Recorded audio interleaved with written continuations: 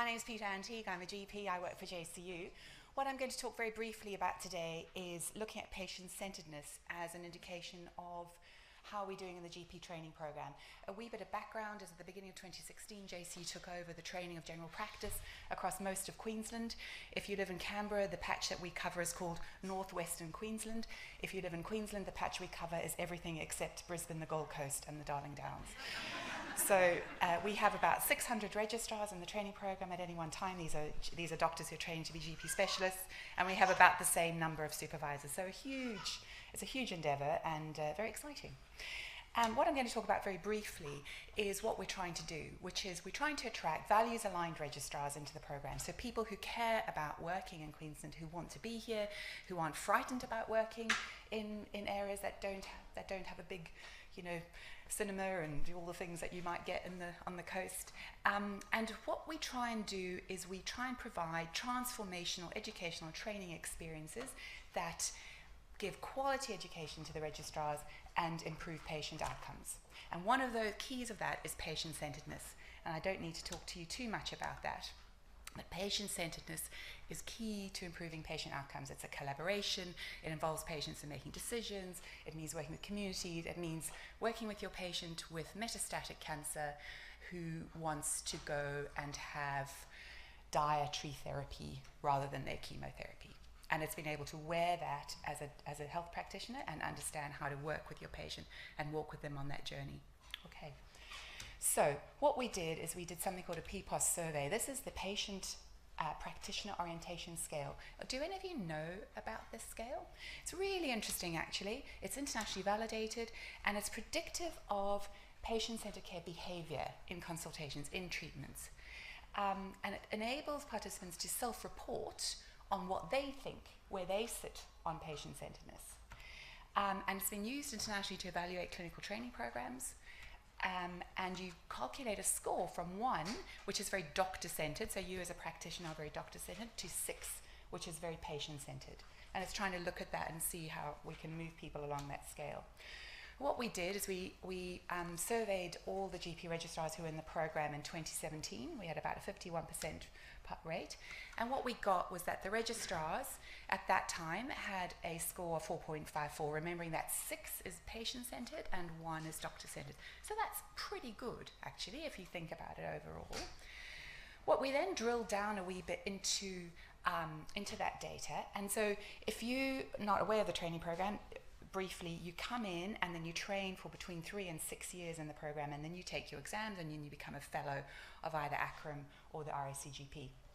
So what we looked at as the score, depending on how long they'd been in the training program. So if you have a look here, the newbies who started at the beginning of this year, their score was 4.24. 2017 and 2016, so they'd been in the program longer, the scores were a wee bit higher. The people who'd been in the program the longest, the scores were the highest, which was a very interesting finding, which suggested that the longer you're in the training program, the more patient-centered you become, which is quite nice for me to see that. We then looked at the time of location. So where are you training when you did this survey? And this was fascinating. The more remote you are geographically in your training, the more likely you are to be patient-centered. Now, we can unpack that in lots of ways. It might be innate. These are a self-selected bunch who are happy to go and work remotely.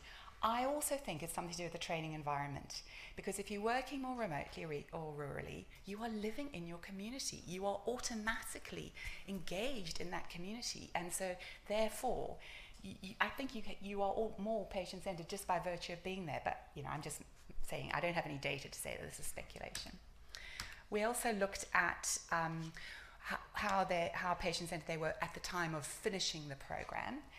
And once again, there it is. The more geographically remote, the more likely you are to be patient-centered. And this is statistically significant. So really, really interesting. We then, because we've got nothing else to do, we went back and had a look at how because the students had been surveyed, briefly just to unpack it for you. In year 1 in the JCU undergrad program, they move along because we spend quite a lot of time talking about patient-centeredness, so they get more patient-centered. By the time they get to year 2, they really are doing pretty well. Unfortunately, by the time they finish the program, we've beaten it out of them. they've gone back again. And I think that's no coincidence because they're going to be in hospitals, they're going to be in big teaching centres. So that's a challenge for us, again, to work on that. Remembering that that's the registrars. We also looked at the staff who teach in JCU. So the College of Medicine and Dentistry, this was all staff there. Their basic patient centre is about 4.74. We then drilled down and looked at the GP medical educators, so those of us who really are in the program. And luckily, we even more patient-centred, so that was really good. And there are registrars at 4.54. I thought you'd be quite interested to know this. So Harvard Medical School had a score of 5. I was a bit ordinary about that. We need to work a bit harder. I might go back and look at that data. Nurses, well, you know, surprise to you, get to score very well. That's from Lisbon. Audiologists, also pretty good. Down the bottom there, University of Malaya, I like that gradation of surgeons from 2.88, remembering 1 is doctor-centered, up to oncologists of 5.02. I couldn't find anything for dentistry, but if my dentist has anything to go by, he'll be a 6. So this is a nice way of evaluating the programs. All right, conclusions. How have I done? Is that 5 minutes, 6 minutes? Very good. All right, too long. All right, the longer the registrars train in the training program, the higher their patient-centeredness. This is a good thing for us to know. We're doing something right. What it is, I don't know. We're going to work. And registrars training rural remote communities exhibit higher patient-centeredness than those in urban communities. Great finding. We need to unpack it. So the questions we need to ask further is, are we enhancing the registrar skills, or is this by coincidence? Is it more the role modelling they get where they are in community, the fact that they've chosen themselves, and we're doing more work? And now it's tea time.